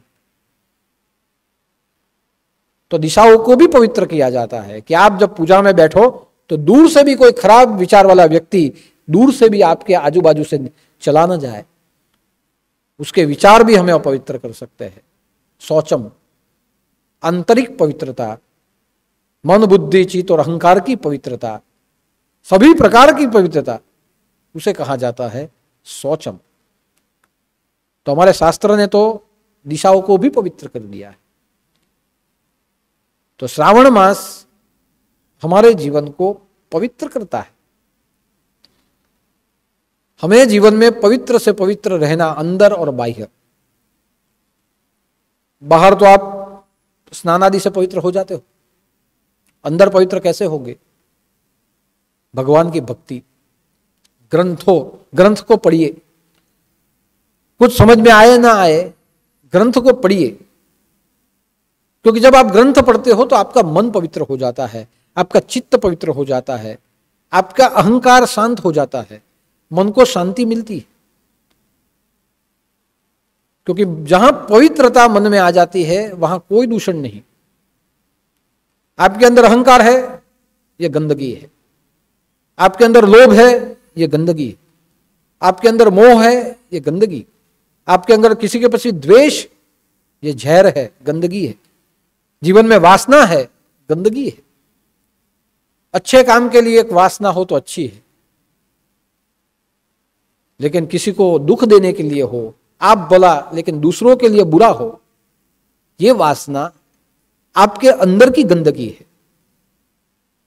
क्रोध हो तो गंदगी है, उसे साफ करिए। प्रभु के स्मरण से, ध्यान से, जप से, सेवा करते हुए, ग्रंथों का पाठन करते हुए इन सबको निकाल दीजिए, अंतःकरण पवित्र हो जाएगा। और इसलिए कहा गया है कि पवित्रता तो उसे भी कहते हैं जहां ये विकार नष्ट हो जाए। एक बार मैंने किसी जगह पे कथा पढ़ी थी कि एक बार भगवान कृष्ण को अर्जुन ने या राधा ने, किसी ने भगवान कृष्ण को प्रश्न किया कि भगवान, हम तुम्हारे इतने समीप है, मैं तुम्हारे इतने समीप हूं, फिर भी तुम मुझे साथ नहीं रखते। लेकिन ये जो बांसुरी है, ये बांसुरी को तुम अपने साथ रखते हो। ये निर्जीव है, फिर भी इसे कभी अपनी कमर पे रखते हो, कभी अपने हाथों में उसे बिठा लेते हो, कभी अपने होठों से उसे चूमते हो, लेकिन 24 घंटे ये बांसुरी तुम्हारे साथ रहती है। ये निर्जीव है, फिर भी तुम उसे अपने साथ लगाए हुए रहते हो। हम तुम्हें चाहते हैं, हम तुम्हारे सेवक हैं, फिर भी ऐसा क्या है कि आप हमें साथ में नहीं रखते और इसे ही साथ में रखते हो? तब भगवान ने कहा कि आप और ये आपके सामने दोनों समान होंगे, लेकिन आप दोनों में बहुत फर्क है। क्या? कि ये भले निर्जीव है, लेकिन इसके रूप को देखो कि बांस से बनी है। इसके अंदर आप झांक के देखोगे तो वो पोली है, अंदर से बाहर और बाहर से अंदर वो दिखती है। यानी उसका अंतःकरण अंदर से पोला है, उसके अंतःकरण में कुछ भरा नहीं है, अंतःकरण साफ है। उसके ऊपर छिद्र है, 6 छिद्र उसके ऊपर है। ये 6 छिद्र उसके ऊपर डाले गए हैं। ये क्या है? काम, क्रोध, लोभ, मोह, मद और मत्सर। ये 6 छिद्र है। जिसने अपने अंतःकरण से इन 6 चीजों को निकाल दिया है, ये छेद कर दिया है, इन 6 की 6 चीजों का जिसने छेद निकाल दिया है, उसका अंतःकरण ऐसा ही पवित्र हो जाता है। और इसीलिए उसके अंदर में जो फूंक मारू वो सुरों के साथ बच जाती है। यानी कहने का अर्थ है कि आप में अभी भी ये 6 छेद आए नहीं, ये 6 विकार आपने अभी निकाले नहीं है। और जब आपने नहीं निकाले तब आपको ईर्ष्या हो रही है बांसुरी की भी। आपके अंदर से जब ये 6 चीज निकल जाएगी, आपका अंतःकरण साफ हो जाएगा बांसुरी के जैसा। अंदर से आप उसको देखो, पूरी दिखती है, उसका अंतःकरण पारदर्शक हो जाए। और ये 6 चीज जब आप छेद निकाल दोगे उसके, तो ये 6 जो छिद्र होंगे उसमें मेरे प्रेम की ध्वनि बजेगी, उसमें मेरे उपदेशों की ध्वनि बजेगी, मेरे ज्ञान की ध्वनि उसमें बजेगी। और जब उसमें ध्वनि बजेगी 7 सुरों से बजेगी। और ऐसी ध्वनि लोगों के जीवन को शांति देगी। आप देखिए, जब बांसुरी बजती है तो वातावरण शांत हो जाता है। तो भगवान ने बांसुरी को इसलिए अपने साथ रखा कि बांसुरी ने अपना अंतःकरण शुद्ध कर दिया, अपने अंदर के 6 छेद, 6 विकार, जिसका छेद निकाल दिया, उसको मिटा दिया, वो पोली हो गई। तो भगवान को कैसा व्यक्तित्व पसंद है? भगवान को पारदर्शक व्यक्तित्व पसंद है। भगवान काम, क्रोध, लोभ, मोह, मद और मत्सर जिसमें से निकल गए हो, ऐसे 6 छेद वाले भगवान को व्यक्ति पसंद है, जिसमें भगवान फूंक भी मारे तो वो फूंक सुरों के साथ निकले और वातावरण को शुद्ध कर दे। जब तक हमारे अंदर से ये 6 निकलेंगे नहीं, तब तक हमारा अंतःकरण पवित्र नहीं होगा, साफ नहीं होगा, खाली नहीं होगा। तो बांसुरी भगवान ने इसलिए रखी कि वो निर्विकारी है। जैसे हम भी अंदर से निर्विकार हो जाएंगे, बाहर से शुद्ध हो जाएंगे, मन, बुद्धि, चित्त और अहंकार से पवित्र हो जाएंगे। लिख रखिए, भगवान स्वयं उसके हम हो जाएंगे, उसी के साथ हम जुड़ जाएंगे। और इसलिए आज का श्लोक मैंने लिखा है कि कृष्ण प्रेम, कृष्ण प्राणमयी राधा, राधा प्राणमयो हरि। कि राधा और कृष्ण शरीर से अलग है, लेकिन जैसे राधा का अंतःकरण शुद्ध हो गया, राधा कृष्ण के समीप तो पहुंची, कृष्ण के हृदय में पहुंची, लेकिन जहां वो शौचम हो गई, वहां राधा कृष्ण के प्राण एक हो गए। इसलिए कृष्ण प्राणमयी राधा, राधा प्राणमयो हरि। कि राधा और कृष्ण के प्राण एक दूसरे में समाये हुए हैं। किसी एक का भी स्मरण कर लो तो दूसरे का स्मरण हो जाता है। आपने देखा है, ये मास कौन सा है? राधा पुरुषोत्तम। वहां भी भगवान अकेले नहीं रहे, भगवान ने राधा को साथ में किया। किसी भी मंदिर में जाओ, राधा और कृष्ण की मूर्ति साथ में होगी, राधा कृष्ण साथ में ही बोला जाता है, सिर्फ अकेला कृष्ण नहीं, राधा कृष्ण। ये क्या है कि दोनों के प्राण एक में है। किसी एक का भी नाम लो तो दूसरा एक साथ आ जाता है। यही प्रेम होता है कि जहां दो नहीं वहां एक। जब मैं था तब हरि नहीं, और हरि थे तब मैं। जहां आप हो वहां वो नहीं, लेकिन जहां आप उसके साथ समा जाओ, वहां आप और वो एक ही जगह में आ जाते हैं। प्रेम सबको एक जगह में ले आता है। गुरु शिष्य जब एक रूप हो जाए, तब गुरु और शिष्य तादात्म्य हो जाते हैं। वहां अलग नहीं, एक दूसरे में तदाकार हो जाते हैं। और वही तदाकारी स्थिति का नाम होता है समाधि। कि शिष्य गुरु के अंतर में चला जाए, वहां दोनों में भेद न हो, समान। समाधि वहां समान कर देती है। ध्यान में कोई सामने चाहिए, ध्यान थोड़ा अलग रखता है, लेकिन जहां प्राणमय हो जाए, प्रेममय हो, वहां अलग, एक दूसरे को देखते रहे। जहां प्रेम हो वहां एक दूसरे को देखना, और जहां प्रेम प्राण में पलट जाए, वहां एक दूसरे में दोनों समा जाना, उसे कहा जाता है प्राणमय। एक गुरुवार पे मैंने श्लोक यही कहा था कि कृष्ण प्रेममयी राधा, राधा प्रेममयो हरि। कि कृष्ण राधा को प्रेम करती है, राधा कृष्ण को प्रेम कर रहा है, यानी सामने चाहिए। लेकिन जहां प्राणमय हो जाए, वहां एक हो जाना है, वहां एक ही रहता है, वहां समाधि लग जाती है। इसलिए मैं कहता हूं कि राधा और मीरा कोई फर्क नहीं। उस समय में वो राधा थी, द्वापार में वो राधा बन के आई, तो कृष्ण को प्रेम कर सकी, लेकिन एक रूप नहीं हो पाई।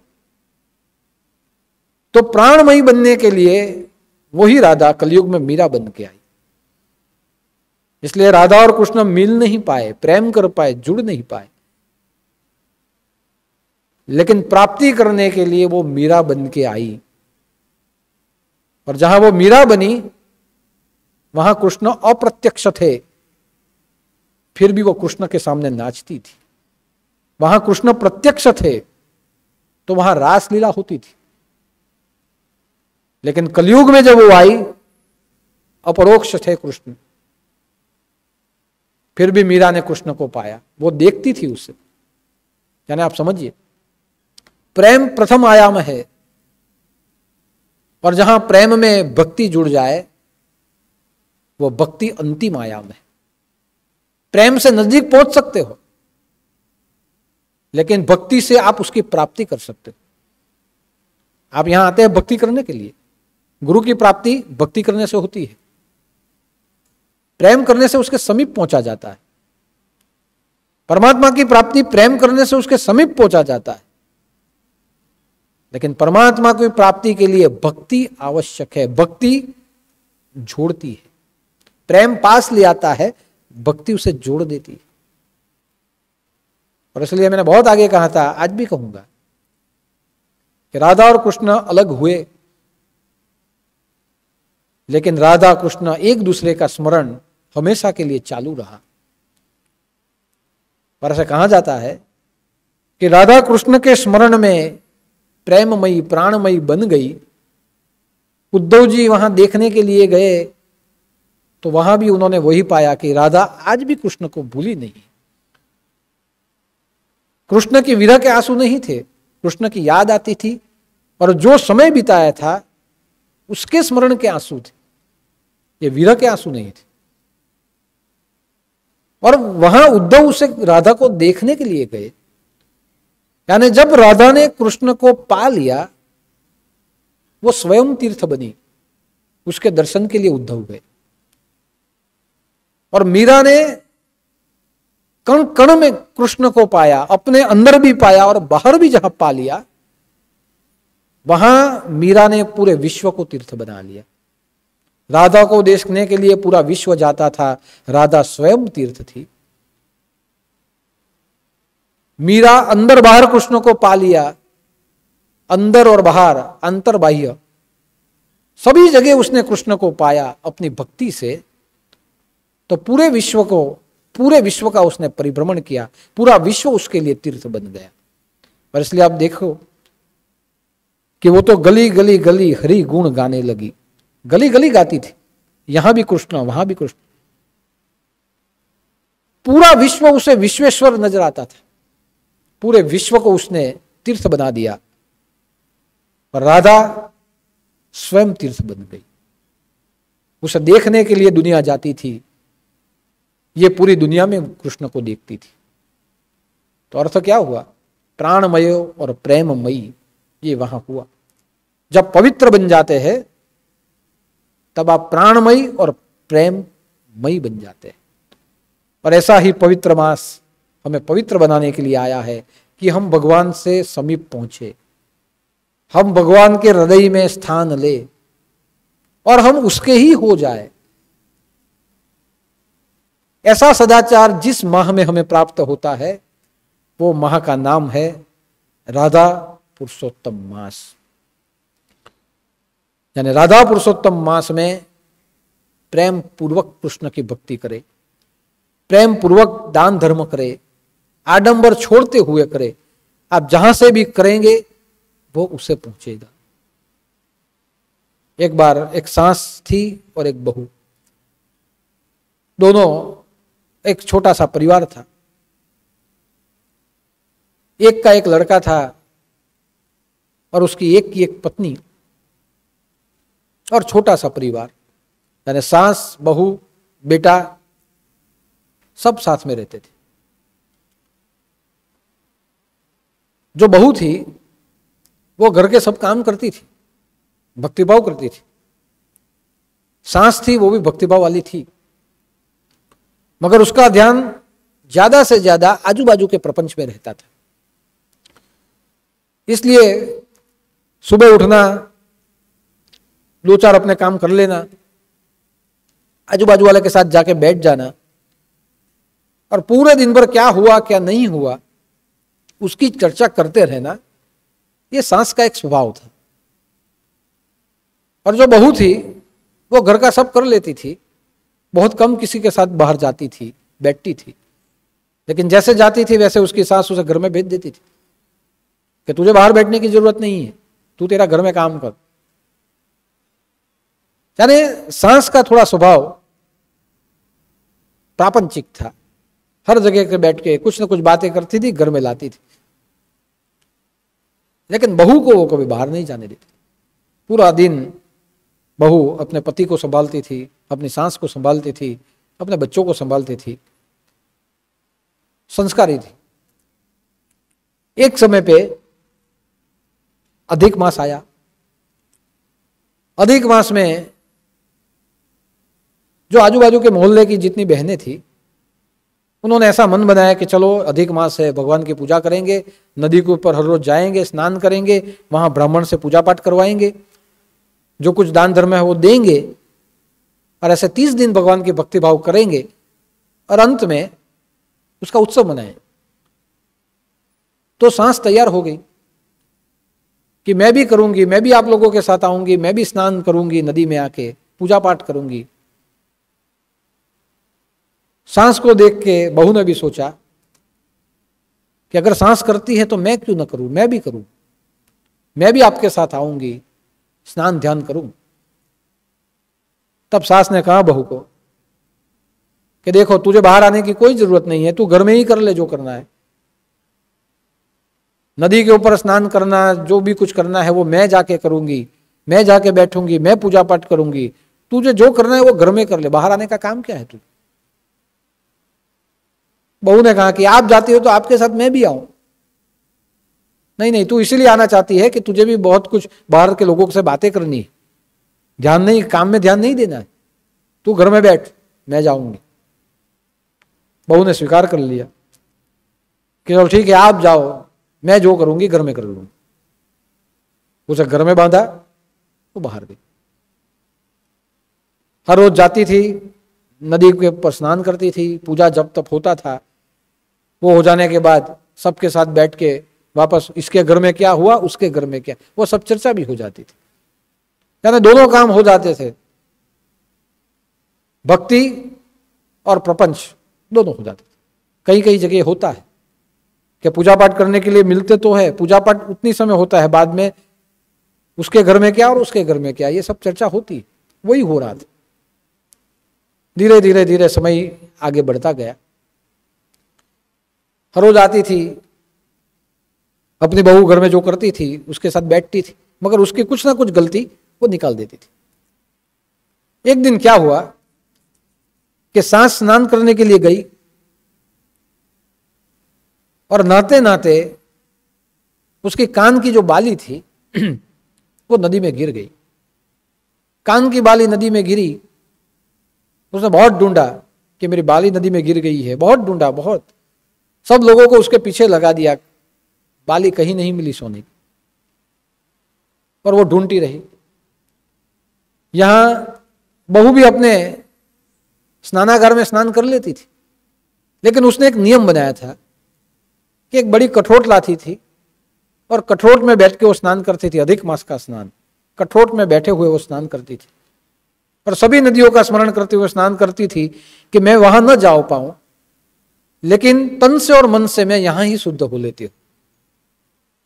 और वो स्नान करती थी। गंगे च यमुने चैव गोदावरी सरस्वती नर्मदे सिंधु कावेरी जल अस्मिदम सनिधम कुरु, ऐसा करते वो स्नान करती थी। अभी जहां वो स्नान कर रही थी वहां कठोट में उसे कान की एक बाली मिली। देखो, उसकी बाली वहां खो गई, ये यहां स्नान करती थी, उसे कठोट में बाली मिली, और जो बाली मिली वो उसने देखा कि ये कहां से मिली। उसने ये बाली ली, अपने घर में रख दी। सांस बाहर से आई कि आज मैंने इतना पूजा पाठ किया मगर मेरा तो सब खराब हो गया, क्या हुआ, मेरे कान की बाली है वो नदी में पड़ गई, ये पूजा पाठ का फायदा क्या, इतनी मेहनत से पूजा पाठ किया और मुझे नुकसान, मेरा सोना खो गया। तो बहू ने कहा कि ऐसा नहीं होगा, आप वहां गई नहीं होगी, कुछ कारणसर आप स्नानागार में गई होगी, वहां आपकी ये पड़ी है, ये यहां से मिली। तो देखा, अरे यहां कैसे आई, वो तो वहां गिरी थी। नहीं नहीं, वो गलती से आपको ऐसा लगा होगा, बाथरूम में ही गिरी होगी, स्नानागार में गिरी होगी, यहां से ही मिली है। अच्छा अच्छा, रख दिया।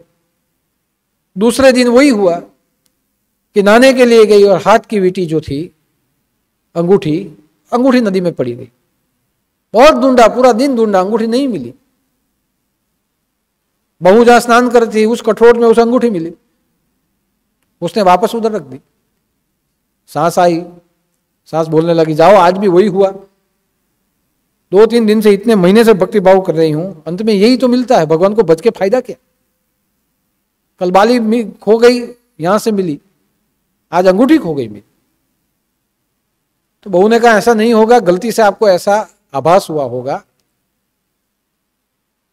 ये बाथरूम में ही मिली है, यहां ही मिली है, ये देखिए घर में ही आपकी पड़ गई थी। सास को मन में आया कि कुछ ना कुछ गड़बड़ है, या तो ये जानबूझ के चुरा लेती है और बाद में पकड़ी जाती है तो दे देती है, या मेरी बहू मैं जब बाहर जाऊं तो आजू बाजू से किसी से जादू टोना सीखती है, कुछ बाहर का सीखती होगी। देखो शंका जब आती है ऐसी आती, कोई बाहर का कुछ करता हो। एक बात ध्यान रखिए, अगर आप भगवान की भक्ति करते हो, आप नित्य नियम से पूजा पाठ करते हो, आपके जीवन में आपने गुरु मंत्र लिया है, गुरु के नाम की माला अगर आप पहनते हो, तो इतना ध्यान रखिए, बाहर की कोई मैली विद्या आपके शरीर तक छू नहीं सकती, आपके बाल को भी छू नहीं सकती। यह भ्रम है कि किसी ने मुझे कुछ कर दिया, कोई कुछ नहीं कर सकता। आपको कोई अगर कुछ कर सकता है तो आप खुद हो, आपको बनाने वाले और आपको बिगाड़ने वाले आप खुद हो। उसे यही शंका आई, मैं जहां बाहर जाती होगी ये जादू टोना सीखती है, कुछ ना कुछ ये मेरे पे करने वाली। मन शंकाओं से भर गया, उग्र हो गई, व्यग्र हो गई। ठीक है, उसका पति आया, उसका लड़का, इसका पति आया, वो सभी सब उसने कह दिया कैसे ऐसे हो रहा है, कुछ ना कुछ ये सीखती है। अधिक मास खत्म होने दो, बाद में उसको मैं ठिकाने लगाती हूं। लेकिन पति समझदार था, मां का सुन लिया, मां को शांति हो गई, पत्नी को कुछ बोला नहीं। उसकी पत्नी को तो वो जानता था। देखिए उस घर में कलह और कंकास कभी नहीं होते जहां पति न्यूट्रल हो, स्थिर हो। पत्नी और मां का सुने, लेकिन दोनों का सुनने के बाद भी जो सुना है एक दूसरे को न कहे, ऐसा अगर पति हो तो समझ लीजिएगा घर में कोई प्रॉब्लम नहीं होगा। लेकिन मां कहे वो पत्नी को कहे और पत्नी कहे वो मां को कह दे, सैंडविच पति का हो जाएगा, वो दोनों झगड़ती रहेगी, सैंडविच आपका हो जाएगा। इसलिए मैं इतना ही कहना, मैं ज्यादातर लोगों के घर की समस्या जानता हूं, इसलिए मैं कहता हूं कि रात को अपनी पत्नी के पास जाए तो उसका हो जाए, और दिन में जब अपनी मां के पास खाने के लिए बैठे तो उसका हो जाए। दोनों का सुने, लेकिन एक दूसरे को कुछ न कहे, सिर्फ सुनते बैठे, इसकी बात उसे न कहे और इसकी बात उसे न कहे। ऐसा अगर कोई पति हो, उसके घर में सास और बहू में कभी झगड़े नहीं हो सकते। एक व्यक्ति पति समत्व भाव वाला होना चाहिए। ये ऐसा ही था, किसी को कुछ नहीं, इसने जो बोला वो भी नहीं बोला, इसने कहा वो भी नहीं कहा।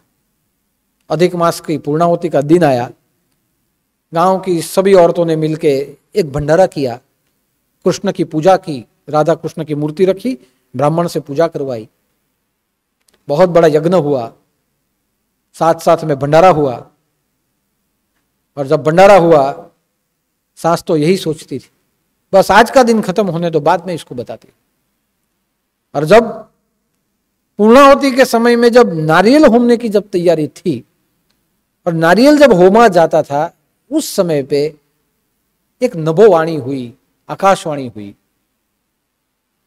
कि आप सब ने मिलके बहुत भक्ति भाव से मेरी पूजा की, मोहल्ले की, गांव की सभी औरतों ने मिलके मेरी पूजा की है, मेरा जप तप व्रत किया है, मैं प्रसन्न हुआ हूं, आपके यज्ञ से मैं प्रसन्न हुआ हूं। लेकिन सबसे ज्यादा अगर मैं किसी से प्रसन्न हुआ हूं तो मैं जो सांस यहां खड़ी है उसकी बहू की भक्ति से मैं प्रसन्न हुआ। तो सब देखने लगे। तब सास ने कहा, उससे कैसे आप प्रसन्न हो? हम सब स्नान करने के लिए नदी के तट पे आए थे, ये तो घर में स्नान कर लेती थी। दान धर्म पूजा तो हमने की, उसने तो सब घर में किया, उससे कैसे आप प्रसन्न हो? तब भगवान ने कहा, आपने सब कुछ किया, लेकिन जो आपने किया आपका ध्यान उतनी समय उसमें रहा, बाकी आप प्रापंचिक चर्चाएं भी करते थे। वो भले नदी के ऊपर स्नान करने के लिए न आई, पूजा में न बैठी, अपने घर में उसने सब कुछ किया, मगर इतना एकाग्रता से और भक्ति भाव से किया जहां उसने संसार के किसी भी विषयों को अपने मन में नहीं लाया। आपने किया मगर आपकी चर्चाएं भी चालू रही। इसने घर में किया, भाव से किया, स्थान पे ना आ पाई, भाव से उसने किया, भक्ति से किया, जहां से भी किया। मन चंगा तो कठौती में गंगा, भाव से उसने किया है। मैं सिर्फ भाव को ग्रहण करता हूं, प्रेम को ग्रहण करता हूं, भक्ति को ग्रहण करता हूं।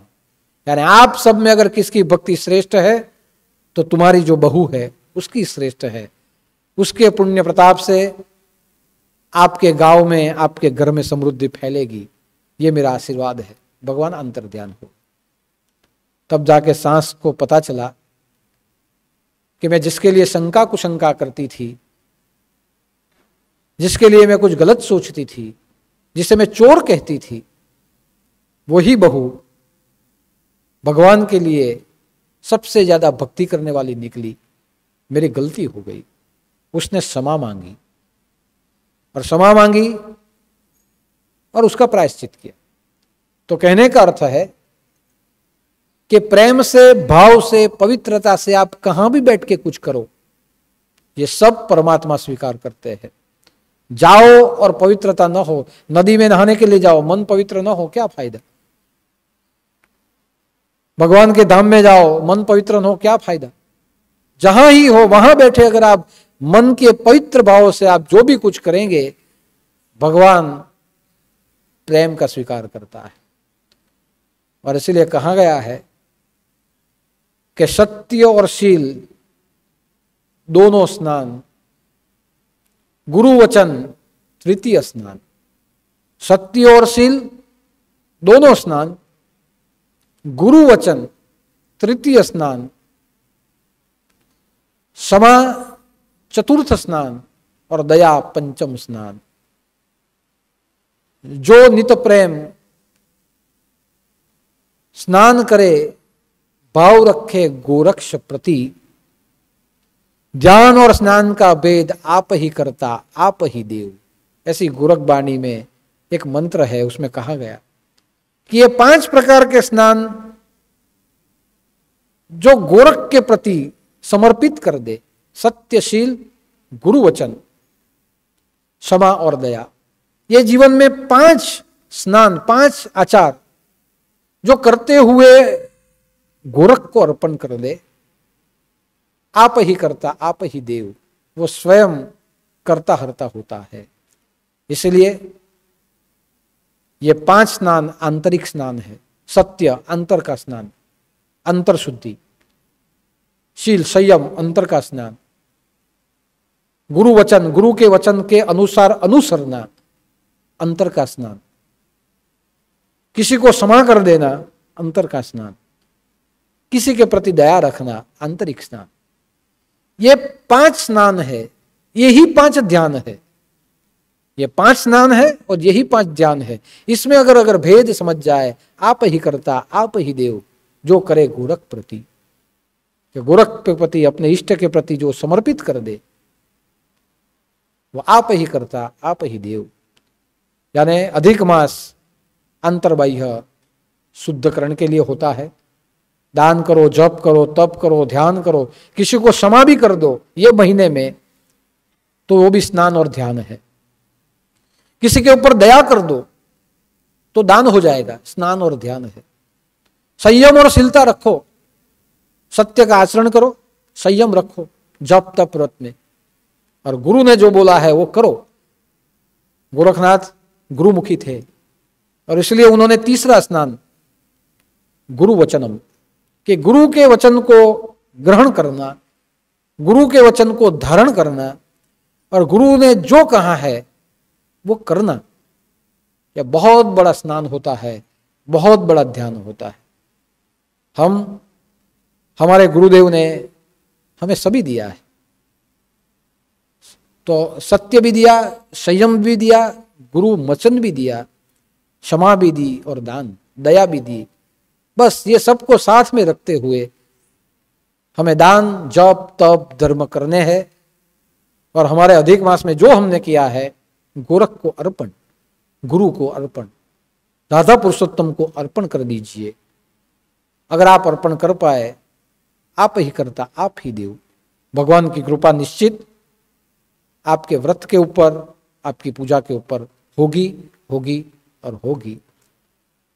तो आज के दिन अधिक मास में अधिक महत्व है, तो अधिक महत्व में हम गुरुदेव का स्मरण करें, राधा पुरुषोत्तम भगवान का स्मरण करें,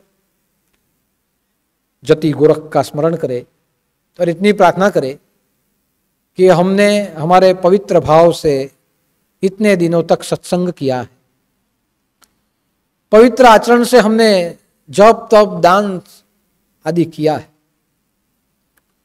अंतःकरण की पवित्रता से हमने स्मरण किया है, उसका स्वीकार करें। हमारे जीवन में शांति स्थापन करे और हमारा जीवन सबके लिए उपयोगी बन जाए, ऐसा पवित्र हमारा जीवन बने, ऐसी प्रार्थना परमात्मा के चरणों में हम करते हैं 25 बार गुरु मंत्र बोलते हुए।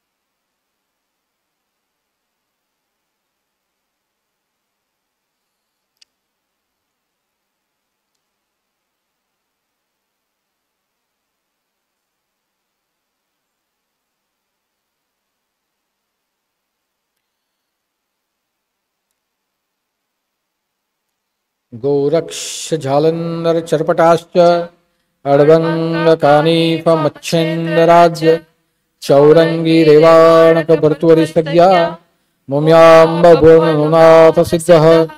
जय जय मच्छेन्द्र समर्थ, जय जय मच्छेन्द्र समर्थ, जय जय मच्छेन्द्र समर्थ। सानीनाथ महाराज की जय, छोटे दादा की जय।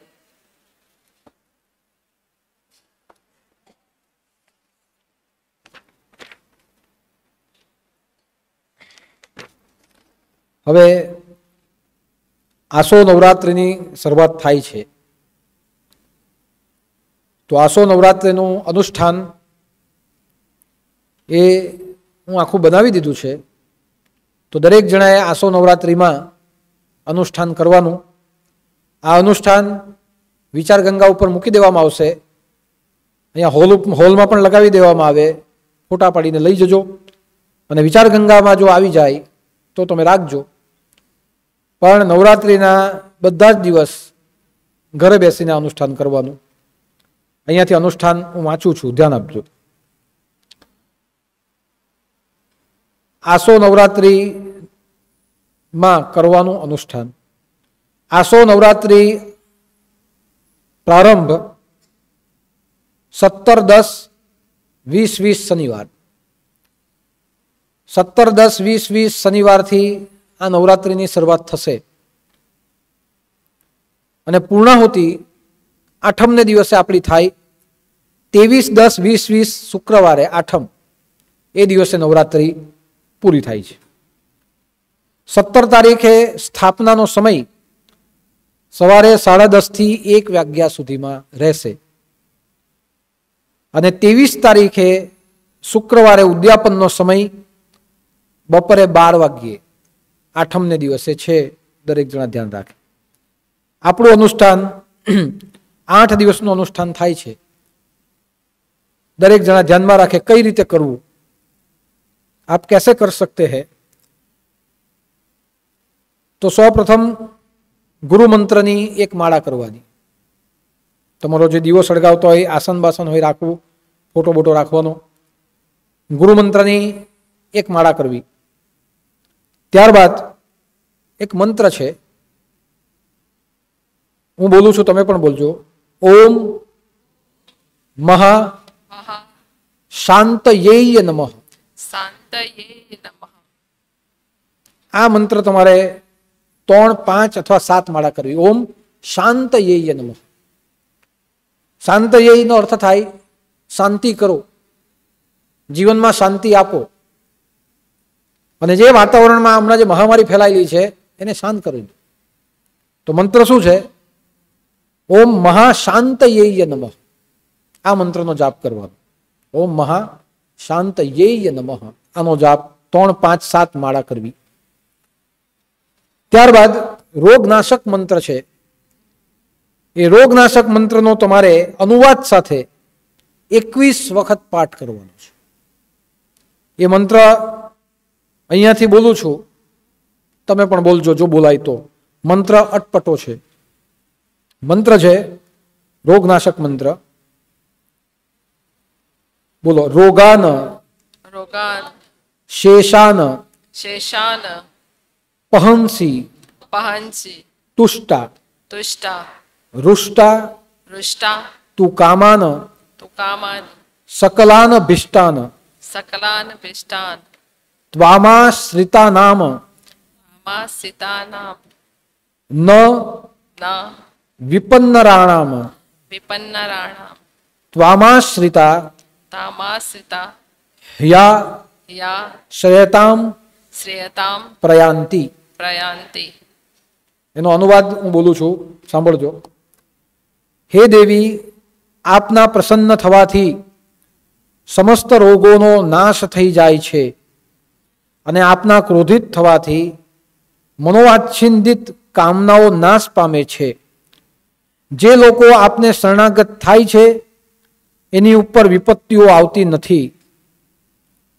આપની શરણમાં આવેલા મનુષ્યો બીજાને આશ્રય આપતા થઈ જાય છે. હે દેવી, આપના ચરણોમાં મારા વંદન છે. આ આનો અર્થ થાય. અને એ અર્થ સાથે તમારે વાંચવાનું છે. 21 વખત એકવાર મંત્ર બોલવાનો, અનુવાદ વાંચવાનો. બીજી વાર મંત્ર બોલવાનો, અનુવાદ વાંચવાનો. 21 વખત મંત્ર, 21 વખત અનુવાદ. નહીં તો ઘણા કરશે 21 વખત આમ વાંચે ને એક જ વાર અનુવાદ વાંચે, એટલે તમે T20 રમવાના મૂડમાં આવી જાઓ. પછી એવું નહીં. આખો મંત્ર વાંચો, અનુવાદ વાંચો, ફરી પાછો વાંચો, અનુવાદ. પણ એક ધ્યાન રાખો કે આ વખતે મહામારી ફેલાયેલી છે અને મહામારીને દૂર કરવા માટેનો આ એક મંત્ર છે. આપણને પણ નહીં આવે ને બીજાને નહીં આવે. તો જરા આ મંત્રનો તમે પાઠ કરો તો એક દીવો કરવાનો અને દીવો કરીને એની સામે પાઠ કરવો. એમ તો તમે દીવો કરતા જો તો પછી વાંધો નથી. પણ જો કોઈ દીવો નહીં કરતું હોય ને કોઈ બીજી જગ્યા પર બેઠો હોય તો એક અગરબત્તી કરવાની. દીવો અથવા અગરબત્તી કરીને આ મંત્રનો પાઠ 21 વખત કરવાનો. એ દીવો એટલા માટે આખા વિશ્વમાંથી મહામારી નાશ પામે એના માટે આપણે બધાને માટે પ્રાર્થના કરીએ છીએ. એટલે તમારે દીવો અથવા તો અગરબત્તી કરવાની અને આ મંત્રનો પાઠ કરવાનો. હવે ઘણા પૂછશે કે દીવો હાનો કરવાનો? તમારી તાકાત હોય એનો કરો. તેલનો કરો, ઘીનો કરો, સરસોના તેલનો કરો, અત્તરનો કરો, પાણીનો કરો, તમારે જેનો કરવો હોય તેનો કરો. હળગવો જોઈએ, નહીં તો પાછા ફોન આવશે ઘીનો કે તેલનો. પાણી મળે પાણીનો કરજો, પણ જેનો કરવો હોય તેનો તમે કરો બસ. અને ત્યારબાદ ગુરુમંત્રની એક માળા ફરી પાછી કરવાની અને તમારું અનુષ્ઠાન પૂરું કરવાનું. આપણું અનુષ્ઠાન 8 દિવસનું છે, 8મ સુધી. હવે 22 તારીખનો ગુરુવાર આવે છે. એ 22 તારીખનો જે પણ કઈ ગુરુવાર છે એ ગુરુવારે જેમ પૂજાપાઠ થાય તેમ થશે, પણ પ્રવચન રાતના લાઈવ કરવામાં આવશે. 8 વાગે પ્રવચન લાઈવ થશે પૂજા સાથે, પૂજા પણ બતાવાય અને પ્રવચન થાય, એટલે આરતીનો પણ તમે ઘર બેઠા લાભ લઈ શકો. હમણાં મહામારી છે એટલે આપણે કોઈ બહુ ભેગા થતા જ નથી, તો આ વખતનો ગુરુવાર પણ આવો રહેશે કે રાતના જે પણ પૂજા થાય તે બતાવવામાં આવશે અને યુટ્યુબ ઉપરથી તમે લાઈવ પ્રવચન તમે સાંભળજો. નવરાત્રિનું ઉદ્યાપન 23 તારીખે થશે બપોરે 12 વાગે.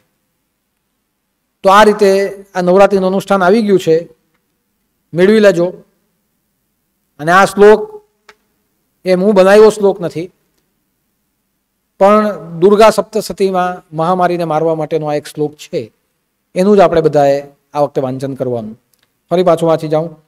રોગાન શેષાન પહંસી તુષ્ટા રુષ્ટા તુ કામન સકલાન ભિષ્ટાન ત્વામાશ્રિતામ ન વિપન્નરાણામ ત્વામાશ્રિતા હ્યાશ્રયતામ પ્રયાંતિ.